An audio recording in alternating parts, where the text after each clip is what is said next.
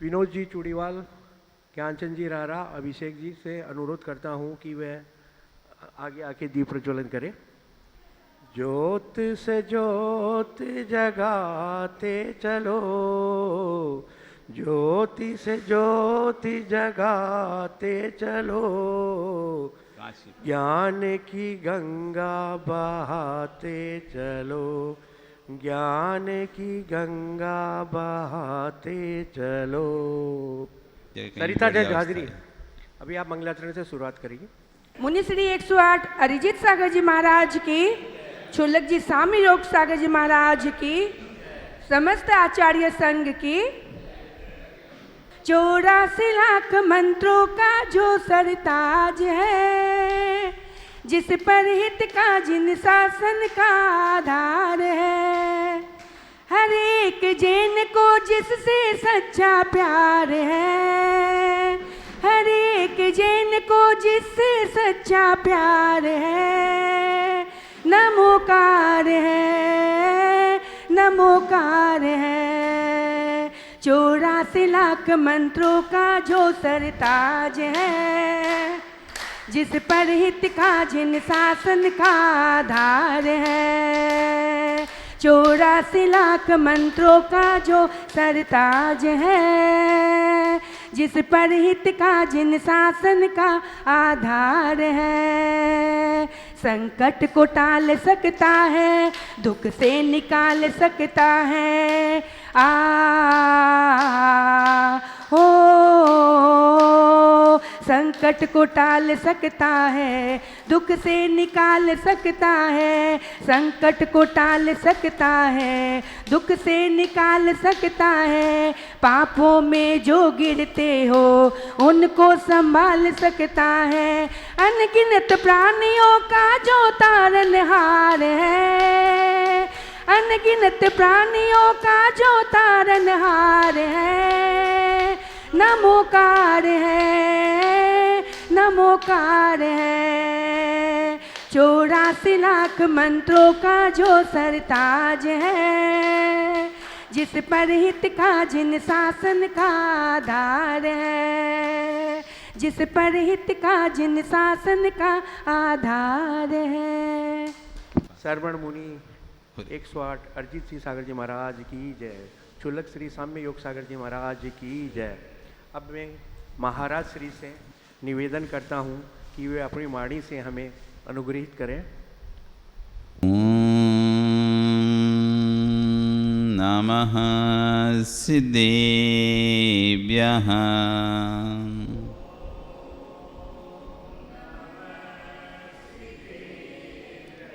ॐ नमः सिद्धेभ्यः।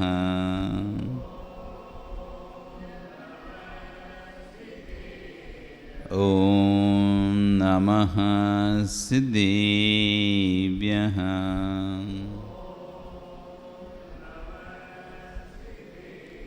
तिर्यणि खग्गिणाय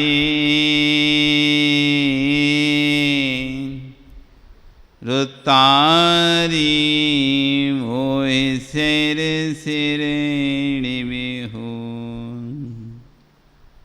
आयरी राऊ पसियो परवादिण्यो भव्य झीलोई। नमो अरिहंताणं, नमो सिद्धाणं, नमो आयरीयाणं, नमो अज्जायाणं, नमो लोये सव्यसाहुणं। बोले अनंत नरसिंह परमेष्ठी भगवान की, आदिरोम आदिनाथ भगवान की, वर्तमान शासन महावीर भगवान की, आचार्य कुलवत्त स्वामी महाराज की, आचार्य गुरु श्री 108 सागर जी महाराज की, अहिंसा में विश्व धर्म की। भवबंधु, वर्तमान शासन ने वर्तमान स्वामी के शासन में तीर्थंकर प्रभु की चरण निश्रा में बैठकर हम सभी जिन देशना का श्रवण कर रहे हैं। आचार्य भुवन कुलभद्र स्वामी महाराज ग्रंथराज सार समुच्चय जी में साधु क्या धारण करते हैं इस बात की व्याख्या कर रहे हैं। जब उनको लोभ सताता है तो क्या धारण करते हैं, जब उनको सुख शांति चाहिए होती है तो क्या उपाय करते हैं, जब उनको तपस्या करनी होती तो क्या उपाय करते हैं। व्यक्ति ना भाई, आपके घर में मच्छर है तो आप कैसे उपाय करते हो, पूछते नहीं एक दूसरे से। आपके घर में यदि ऐसा होता है तो आप क्या करते हो। तो यहाँ ऐसी आचार्य वो बता रहे हैं यहाँ पे कि जब साधुओं को समस्याएं उत्पन्न होती हैं तो कैसे अपने आप को शांत उन समस्याओं का कैसे निराकरण करते हैं, क्योंकि कसाय तो सबके अंदर है, चाहे श्रावक हो चाहे साधु। कसाय से रहते तो कोई भी नहीं है, सिर्फ भगवान के अलावा कोई भी अकसाई नहीं है, सब सकसाई। कसाय क्रोध मान माया लोभ, कितनी होती कसाय? 4। 5 पाप होते हैं, कसाय 4 होते हैं। 5 पाप होते हैं, हिंसा झूठ चोरी कुशील परिग्रह। और कसाय कितनी होती हैं? 4। कौन कौन सी? क्रोध मान माया लोभ। गुस्सा करने को क्रोध बोलते हैं, घमंड को मान बोलते हैं, मन में कुछ वचन में कुछ शरीर से कुछ करने को मायाचारी बोलते हैं, और वस्तुओं को संग्रह करने की इच्छा रखने को लोभ बोलते हैं, तृष्णा को लोभ बोलते हैं। समझ आएगा ना। तो 4 कसाएं, कौन कौन सी कसाएं हो गई? क्रोध मान माया लोभ। इन 4 कसायों से संसार का कोई भी ऐसा जीव नहीं है जो बचा हुआ हो। एक इंद्री से लेकर, ऐसा नहीं कि हमारे पास भी कसाय हैं अकेले सिर्फ मनुष्यों के पास, ये पेड़ में भी 4 कसाय हैं। क्रोध है, मान है, माया है, लोभ है। अब हमारा व्यक्त करने का तरीका अलग है, उनका व्यक्त करने का तरीका अलग है। हमारा व्यक्त करने का तरीका, 4 कसायों को व्यक्त करने का बताने का तरीका अलग है, उनका बताने का। जब हवा में क्रोध आता है तो तूफान आता है, पानी में क्रोध आता है तो बाढ़ आती है, अग्नि में क्रोध आता है तो बवंडर बन जाता है, आग लगती है, धड़कता है भयंकर। ये अपनी अपनी कसाएं हैं। क्रोध अग्नि भड़क रही, भयंकर धधक रही है, ये अग्नि की क्रोध कसा है। भयंकर हवा चल रही है, ये हवा की क्रोध कसा है। पानी की बड़ी बड़ी बोट रही हैं, ये पानी को से। ज्वालामुखी फूट रहे हैं, ये पृथ्वी की कसा है। सबके अपने अपने व्यक्त करने के तरीके अलग हैं। और हमारी कैसा है? चेहरे से समझ में आ जाती है, मुंह से शब्द निकलना, गुस्सा निकलना, वस्तुओं को तोड़ फोड़ कर देना, ये हमारी कसाय का व्यक्तिकरण है, क्रोध कसाय का।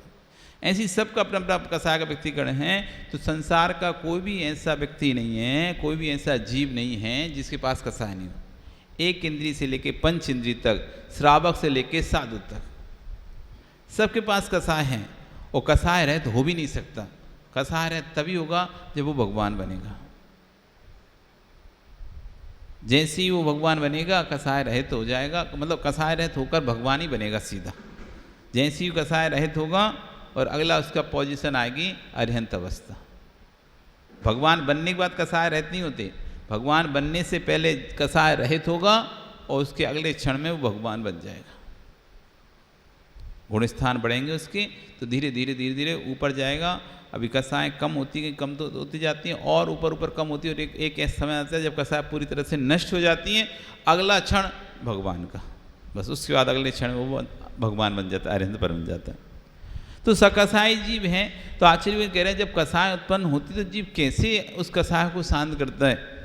तो साधु लोग क्या करते हैं, तो उसी को गाथा के रूप में आज यहाँ पर बता रहे हैं। संतोषम लोभ नाशाय दिति चा सुख शांतये ज्ञानम चा तप समृद्ध्यौ धारयन्ति दिगंबरा। जो दिगंबर मुनि हैं, लोभ नाशाय, लोभ के नाश करने के लिए संतोषम धारयति, संतोष को धारण करते हैं। क्योंकि लोभ का शत्रु संतोष, तृष्णा का शत्रु तृप्ति। तृप्ति हो गई, संतृप्त है, फिर उसको किसी चीज़ की आवश्यकता नहीं है। आप भोजन करते हो, जब तक भोजन नहीं करते ऐसा लगता है ये भी मिल जाए, ये भी मिल जाए, ये भी थाली पर रखा रहता है, ये भी दे दो हमको, ये भी दे दो, ये भी दे दो। कभी गए क्या किसी के शादी में गए क्या विमल? किसी की शादी में गए क्या? तो वो बफर सिस्टम होता है ना, कितना सारा आइटम लगा रहता है। कितने होते हैं? 25, 30, 40, 50 तो होती होंगे आइटम। तुमको लगता है ये भी खा लूँ, ये भी ले लूँ, ये भी ले लूँ, सब थोड़ा थोड़ा थोड़ा थोड़ा चख लो। फुल्की भी खा लूँ, पानी पूरी भी खा लूँ, पिज्ज़ा भी खा लूँ, बर्गर भी खा लूँ, सब खा लूँ, आइसक्रीम भी खा लूँ, मिठाई भी खा लूँ, तंदूरी रोटी भी खा लूँ। मतलब जो जो बनाए वहाँ पर सब ऐसा लगता है। ज्ञानचंद जी खाए कि कभी नहीं खाए हैं? जाते हो ना तो क्या लगता है? ये भी ले लें, ये भी ले लें, ये भी ले लें, ये भी ले लें। जब तक पेट में जगह रहती है तब तक कैसा लगता है? थोड़ा ये भी टेस्ट करके देख लो, थोड़ा ये भी चखे देख लो, चलो बर्फ़ का गोला भी खा लो एक। और जब पेट भर जाता है तो भैया राकेश, कौन का नाम है? राकेश, राकेश नाम है तुम्हारा? फिर क्या अच्छा लगता है? पेट भर जाता है फिर क्या अच्छा लगता है? जब तक पेट खाली था तुमको बर्फ़ का गोला भी अच्छा लग रहा था, पेट खाली था तो तुम्हें फुल्की, पानी पूरी, पुचका जो बोलते हो तुम, वो सब अच्छा लग रहा था। पेट खाली था तो तुम्हें डोसा भी अच्छा लग रहा था। सब बनते ही नहीं मिलते वहाँ पर। पेट खाली था तो तुम्हें तंदूरी रोटी भी अच्छी लग रही थी, सब कुछ अच्छा लग रहा था। लेकिन जैसे ही जय कुमार जी पेट भर गया, अब बताओ क्या अच्छा लग रहा है? अब तो कोई कहे एक और, अरे नहीं उल्टी हो जाए, एक बाइट खा लो बस, एक एप्पल का एक ले लो, एक उसका ले, पाइनएप्पल का ले लो, या वाटर लेमन का, कुछ भी एक ले लो बाइट ना। एक भी नहीं लोगे अब तो तुम। क्यों? अब क्यों नहीं ले रहे मनोज? संतुष्ट हो गए हो। जो तृप्ति जो बनी हुई थी, आपकी लिप्सा बनी हुई थी खाने की, आपने भरपूर जब खा लिया और जब आप संतृप्त हो गए तो स्वतः ही अब आपको उससे प्रति राग खत्म हो गया। जहाँ तृप्ति आती है, संतुष्टि हो जाती है, वहाँ पर व्यक्ति का फिर उसके प्रति राग नहीं रहता है। राग तभी तक रहता है जब तक संतुष्टि नहीं होती। यदि थोड़ा खाने मिलता है ना तो फिर बाजार में क्यों दौड़ते हैं? पैसा लगता है 5 रुपये में एक 10-20 रुपये लगते हैं, एक ही कचौड़ी आती है। सुबह लगता है एक और खा लें, घर में बना दें 4 इकट्ठी खिला दें तो खाने नहीं है फिर कचौड़ी।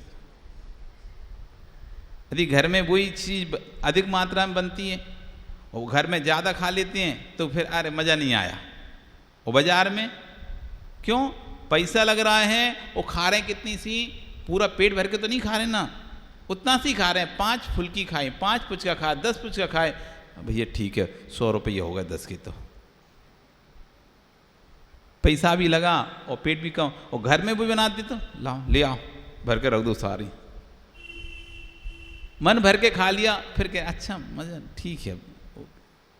तो जहाँ तृप्ति हो जाती है वहाँ पर आनंद खत्म हो जाता है, वहाँ पर व्यक्ति को फिर उसके लिए लालसा या लोभ नहीं रहता उस वस्तु के प्रति। ऐसे आचरण के संतोष रतन जैसे कि जिसके अंदर आ जाता है, संतोष धन जिसके अंदर आ जाता है, फिर उसको पर वस्तु के प्रति लोभ नहीं रहता है, नहीं चाहिए, जरूरत ही नहीं है, हमको आवश्यकता ही नहीं है। जितना ज़्यादा इकट्ठा करेंगे उतना ज़्यादा विकल्प, जितनी ज़्यादा वस्तुएं संग्रह करेंगे उतनी ज़्यादा संरक्षण का, रक्षण का विकल्प बना रहेगा। इसलिए संतोष जिसके अंदर नहीं भी जो है पर्याप्त नहीं चाहिए, और इसमें से कम कर दो आप तो लोभ नाश है। लोभ के नाश करना है, यदि आपके अंदर लोभ प्रकृति का वृद्धिगत हो रही तो आशा संतोषम, संतोष को धारण कर लो, परिग्रह का परिमाण कर लो, अपने सीमा कर लो, अपनी हर वस्तु की सीमा कर लो। हम इतना ही रखेंगे, इसके बाद हमको नहीं चाहिए। विश्वास रखना, आपका मन ही नहीं मचलेगा।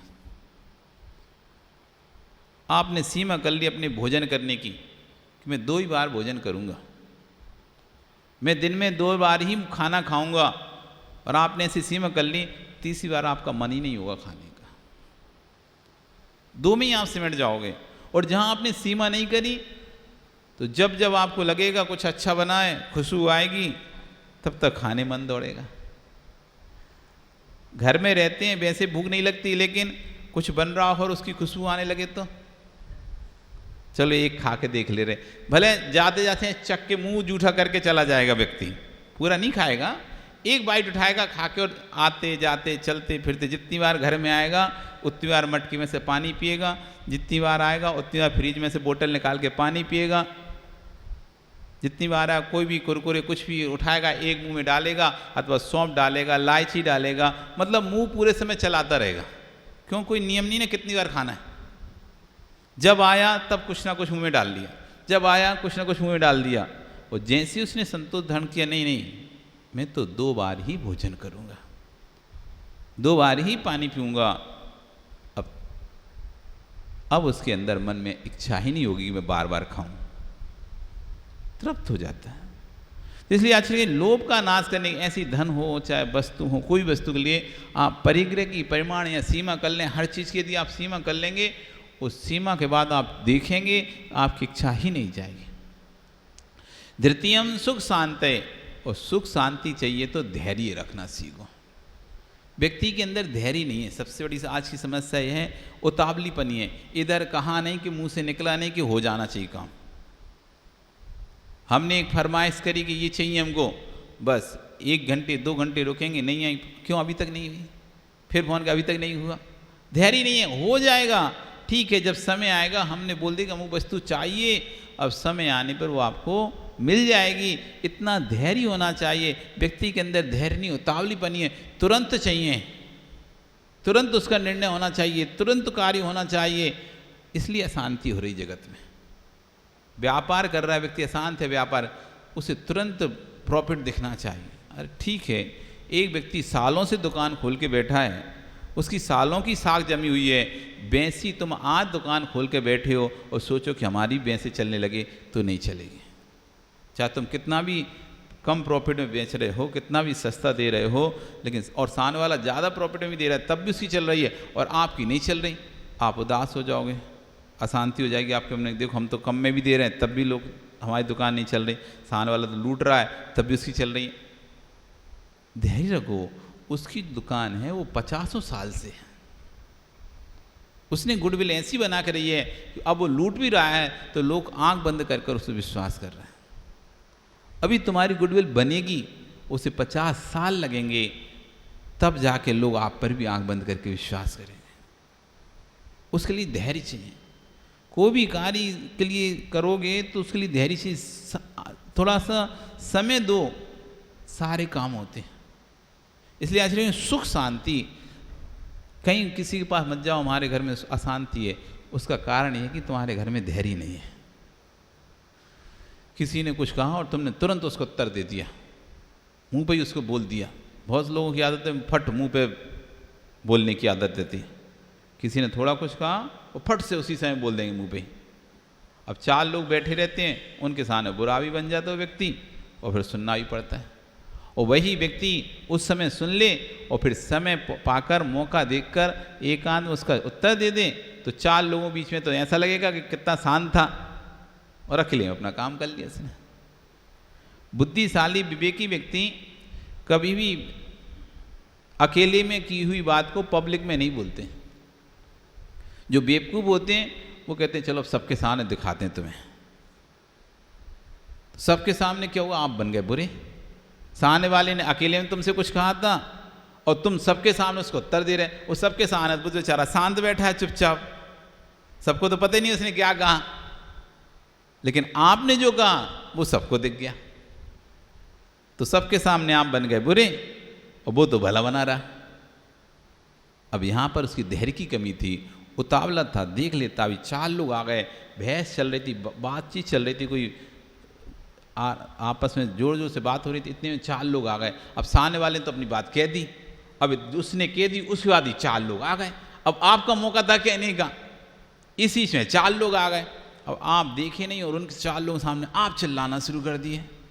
अब वो तो चिल्ला के बंद हो चुका था, सामने वाला तो उसका तो किसी ने नहीं देखा कि ये भी चिल्लाया था, और आप आए और आप अब उसी समय और आपका चिल्लाना देख लिया। तो क्या हुआ, 4 लोगों में अरे कितना चिल्लाता है।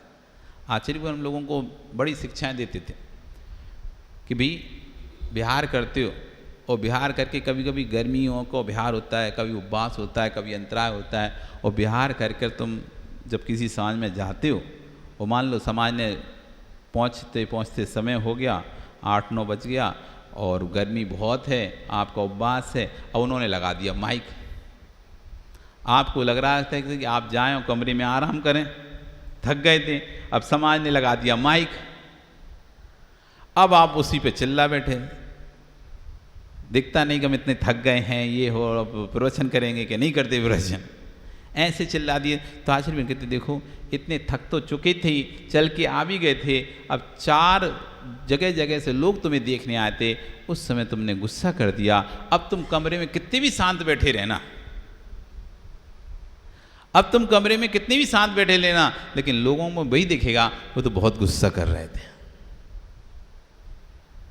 इसलिए धैर्य, धैर्य रखो, ठीक है लगा दिया कोई बात नहीं, 2 मिनट बोल दो, प्यार से बोल दो कि आज थक गए हैं तो आप आज प्रवचन नहीं कर पाएंगे, ऐसे बोल के आप बंद कर दो। चिल्ला के झुंझला के यदि आपने बोला है तो वो तो सबको दिख जाएगा, लेकिन तुम्हारी थकान किसी को नहीं दिखेगी, तुम्हारा दर्द किसी को नहीं दिखेगा, लेकिन जो तुम झुंझलाए या चिल्लाए वो सबको दिख जाएगा। फिर तुम्हारे भोजन हो जाएंगे और तुम शांत हो जाओगे। पेट भरने के बाद व्यक्ति शांत हो जाता है ना, तब शांत हो जाओगे, पर जो शांति से तुम कमरे में बैठे हो साधना कर रहे हैं वो किसी को नहीं दिखेगी। दिखेगा तो क्या, जो तुम स्टेज पर गुस्सा किए थे वो दिखेगा।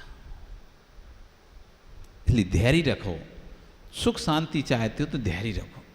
जिसके घर में अशांति है वो एक नियम ले ले, मैं घर में अधिक से अधिक मौन रहूँगा। रोज़ जिसके घर में लड़ाई झगड़ा होता है, सुबह उठते से ही लड़ाई झगड़ा, बहुत से घर ऐसे होते हैं जहाँ रात भी लड़ाई झगड़े से ख़त्म होती है और दिन भी लड़ाई झगड़े से शुरू होता है। सोते हैं तो झगड़ते झगड़ते सोते हैं और उठते हैं तो उठने के बाद झगड़ा सिर्फ रात में जितनी देर सोए उतनी देर शांत रहे, और वो भी कोई भरोसा नहीं, सपने में लड़ रहे हैं, उसमें भी सपने में लड़ाई हो रही हो, कोई बड़ी बात नहीं है। और उठते से ही छोटी छोटी बातों पर, कोई टॉवेल पर, किसी कोई कंगा पर, किसी तेल पर, किसी चाबी पर, किसी चटकनी लगाने पर, झाड़ू लगाने, ऐसी छोटी छोटी बातों पर, जरा जरा सी बातों पर लड़ाई सुबह से प्रारंभ हो जाती है और आखिरी रात में सोने तक लड़ाई। जब भी व्यक्ति घर आता है और लड़ाई प्रारंभ, व्यापार रहेगा वहाँ थोड़ी शांति रहेगी घर से, और जैसे ही घर आया फिर कुछ, और कोई बात नहीं होती, सड़ी सी बातों को लेकर और लड़ाई प्रारंभ हो जाती है। तो ऐसे घरों में यदि सुख शांति चाहिए तो धैर्य रखें, मतलब मौन लेना प्रारंभ कर दें। मौन से यदि जीवन जीना शुरू कर दें, यदि हमको लगता है कि हमारे घर में बहुत झगड़ा होता है, बहुत क्लेश, सबको तो अपने अपने घर का पता ही है ना, कौन को अपने घर का पता नहीं है, सबको अपने अपने घर का पता रहता है। भले बाहर कितने भी हंसते रहो, मुस्कुराते रहो, बाहर सबके चेहरे हंसते मुस्कुराते हैं, बाहर तो कौन रोएगा, कोई नहीं रोएगा, सबके सामने समाज में सब हंसेंगे मुस्कुराएं, लेकिन व्यक्ति को पता है घर में जाने के बाद क्या हालत है, घर में क्या स्थिति है। एक क्षण भी नहीं बनती आपस में, किल किल किल किल, कलह कलह कलह कलह होती रहती घर में। तो आज ये धृति, यदि उनको अपने घर में सुख शांति लानी है तो धैर्य से रहना सीख लें, मौन से रहना सीख लें। जितना कम बोलेंगे उतना अधिक शांति आएगी। शांति कहीं बाहर नहीं है और उसके उपाय भी बाहर नहीं है, सब हमारे अंदर है। लोग वास्तु पर सारे दोष देते हैं, हमारा घर का वास्तु खराब है इसलिए घर में अशांति रहती है। कोई कह रहा है वास्तु खराब है, हम जब से इस घर में आए हैं तब से हमको अशांति घर में हो गई। वास्तु से अशांति नहीं है, आपके भावों से अशांति है। बाहर की वास्तु मत सुधारो, अपने परिणामों की वास्तु सुधार लो, तो तुम कितना भी वास्तु दोष वाला घर होगा तो तुम शांति से जीवन जी लोगे।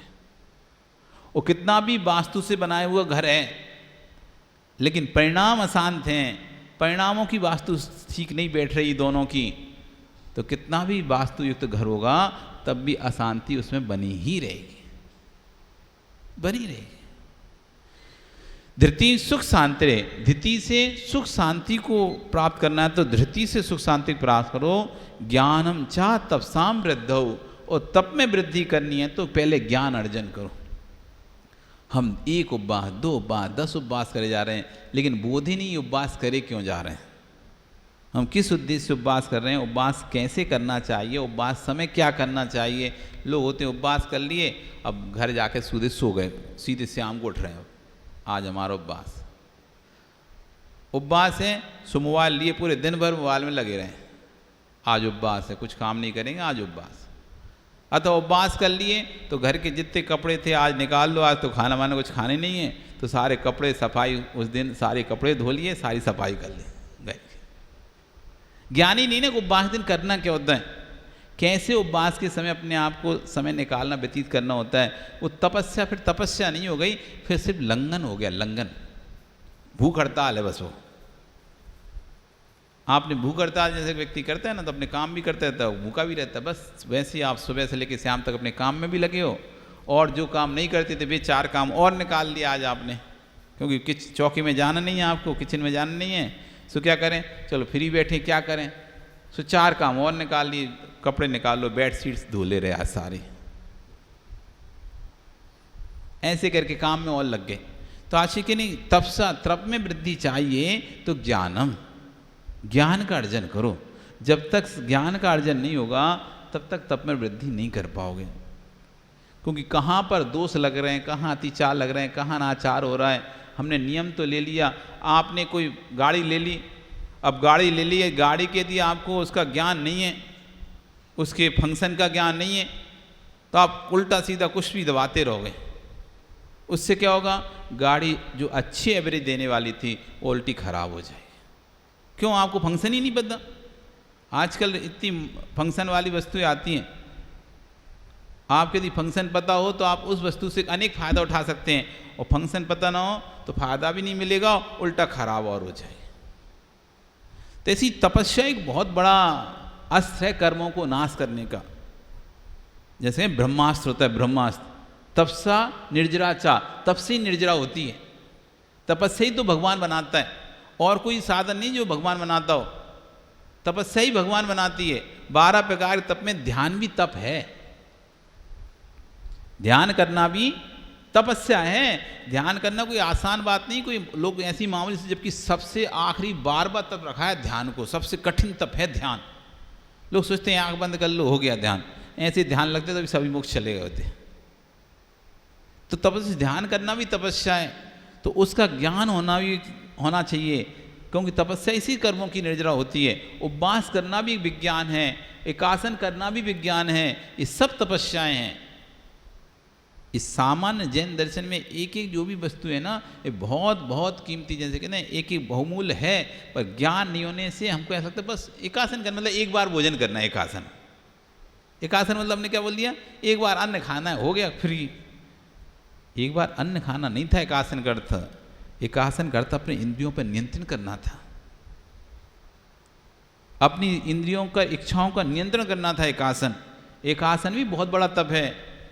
हमने सामान समझ लिया, बस हाँ एक आसन है, एक बार भोजन कर लेंगे, बस हो गया। उसके बाद क्या करना था वो हमें कुछ ज्ञान ही नहीं है। एक बार बस भोजन कर लिया, इतना ही पता है हमें एक आसन का अर्थ। उसके बाद क्या करना होता है एक आसन में, हमें कोई भी बोध नहीं है। क्या खाना, कितना खाना, कैसे खाना, कब तक खाना, कुछ भी ज्ञान नहीं है। ये ज्ञान होगा तब जाकर हमारी तपस्या में वृद्धि होगी। तो ये कह रहे हैं कि साधु लोग संतोष से लोभ को जीतते हैं, धैर्य से सुख शांति को प्राप्त करते हैं, और ज्ञान से तपस्या में अपनी वृद्धि करते हैं, तो उनका कल्याण होता है। यदि आप भी अपना कल्याण करना चाहते हो तो संतोष से लोभ को जीतो, धैर्य से सुख शांति को प्राप्त करो, और ज्ञान से अपनी तपस्या में वृद्धि करो, तो नियम से आपका भी कल्याण हो जाएगा। आपका समय हो गया, कल फिर आओगे, पर्याय रही तो फिर चर्चा करेंगे। बोली भगवान महावीर स्वामी की।